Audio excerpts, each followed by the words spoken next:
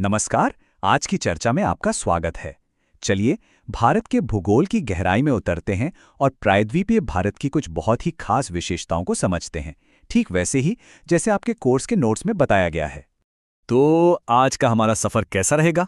सबसे पहले हम सतपुड़ा पर्वतमाला को देखेंगे, फिर समझेंगे कि ब्लॉक पर्वत क्या होते हैं। इसके बाद छोटा नागपुर पठार की बात करेंगे और आखिर में चलेंगे पश्चिमी घाट की ओर। तो चलिए शुरू करते हैं हमारी पहली मंजिल से, सतपुड़ा रेंज। ये मध्य भारत के ठीक बीचों बीच, समझिए दिल में बसी एक बहुत ही महत्वपूर्ण पर्वत श्रृंखला है। अच्छा, तो सतपुड़ा के बारे में कुछ खास बातें जान लेते हैं जो अक्सर पूछी जाती हैं। इसकी सबसे ऊंची चोटी कौन सी है? वो है धूपगढ़। और जो मैकाल रेंज है वो इसी का हिस्सा है, जो छत्तीसगढ़ में पड़ता है। यहीं अमरकंटक से निकलती हैं दो बड़ी नदियां, नर्मदा और सोन। और अगर इसकी लोकेशन की बात करें तो ये नर्मदा और तापी नदी के ठीक बीच में स्थित है।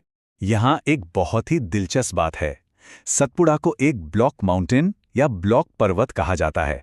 अब सवाल ये उठता है कि आखिर ये ब्लॉक पर्वत होता क्या है। चलिए इसे थोड़ा आसान भाषा में समझते हैं। देखिए, ब्लॉक पर्वत तब बनता है जब पृथ्वी की सतह यानी कि उसकी पपड़ी का कोई हिस्सा दरारों की वजह से ऊपर उठ जाता है। ये दरारें जमीन पर खिंचाव या दबाव पड़ने से बनती हैं। तो आप इसे ऐसे समझ सकते हैं कि जैसे जमीन का एक टुकड़ा बीच में से ऊपर उठ गया हो। तो इसके पीछे की साइंस क्या है? दरअसल दो तरह की ताकतें काम करती हैं। एक है तनाव, जो जमीन को खींचती है, और दूसरी है संपीड़न, जो उसे दबाती है। बस इन्हीं दो ताकतों की वजह से चट्टानों में दरारें पड़ती हैं और ब्लॉक पर्वत का निर्माण होता है। सतपुड़ा को समझने के बाद अब हम अपने सफर में आगे बढ़ते हैं और चलते हैं भारत के उस हिस्से की ओर जिसे खनिजों का दिल भी कहा जाता है, यानी छोटा नागपुर का पठार।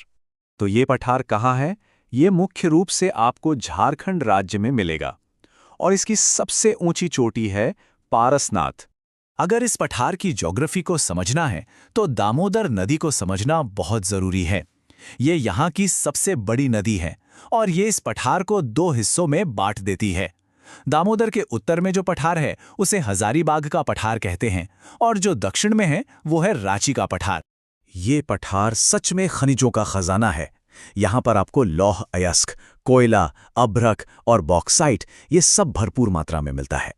खासकर जो दामोदर घाटी है वो तो कोयले के विशाल भंडारों के लिए मशहूर है, और हजारीबाग वो अभ्रक के सबसे बड़े स्रोतों में से एक है।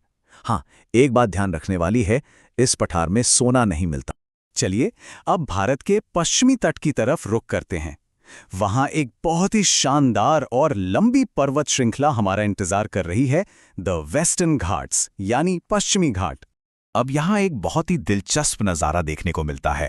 आप देख सकते हैं कि कैसे पश्चिमी घाट और पूर्वी घाट आकर नीलगिरी की पहाड़ियों में मिल जाते हैं। ये एक तरह का जंक्शन पॉइंट है। यही इलाका टोडा जनजाति का घर भी है और पास में ही मेदावरा की चोटी भी स्थित है।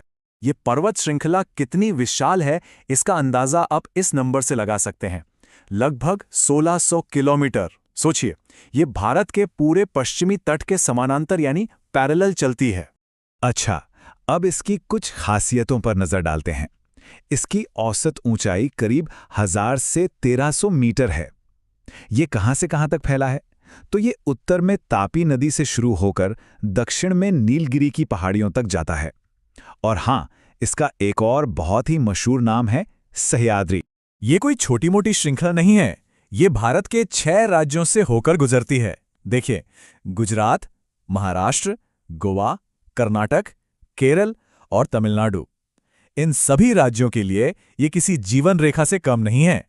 अब जो सह्याद्री है उसे हम अध्ययन की सुविधा के लिए दो भागों में बांट सकते हैं, उत्तरी सह्याद्री और दक्षिणी सह्याद्री। उत्तरी सह्याद्री की सबसे ऊंची चोटी है कलसूबाई, जबकि दक्षिणी सह्याद्री की सबसे ऊंची चोटी कुद्रेमुख है। अब एक बहुत ही जरूरी पॉइंट पर आते हैं। जैसा हमने पहले भी देखा, पश्चिमी और पूर्वी घाट नीलगिरी की पहाड़ियों पर मिलते हैं, लेकिन पश्चिमी घाट की सबसे ऊंची चोटी कौन सी है? वो है अनाईमुडी, जिसकी ऊंचाई है 2695 मीटर्स। और मजे की बात यह है कि ये सिर्फ पश्चिमी घाट की ही नहीं बल्कि पूरे दक्षिण भारत की सबसे ऊंची चोटी है। ये फैक्ट याद रखिएगा। तो एक सवाल मन में आता है कि उत्तरी और दक्षिणी सह्याद्री को आखिर कौन सी चीज अलग करती है? तो वो है 16 डिग्री उत्तरी अक्षांश रेखा। ये रेखा गोवा से होकर गुजरती है और एक तरह से इन दोनों हिस्सों के बीच एक बाउंड्री का काम करती है। तो हमने इन सभी पठारों और पर्वत श्रृंखलाओं के जो जरूरी फैक्ट्स थे वो तो जान लिए, पर चलिए अब थोड़ा और गहराई से सोचते हैं। ये जो पहाड़ और पठार हैं, इनकी खास बनावट वहाँ के लोगों के आर्थिक और सांस्कृतिक जीवन पर, उनके रहन-सहन पर कैसे असर डालती होगी? ये एक ऐसा सवाल है जो हमें भूगोल को सिर्फ नक्शों से निकालकर असल जिंदगी से जोड़ने में मदद करता है।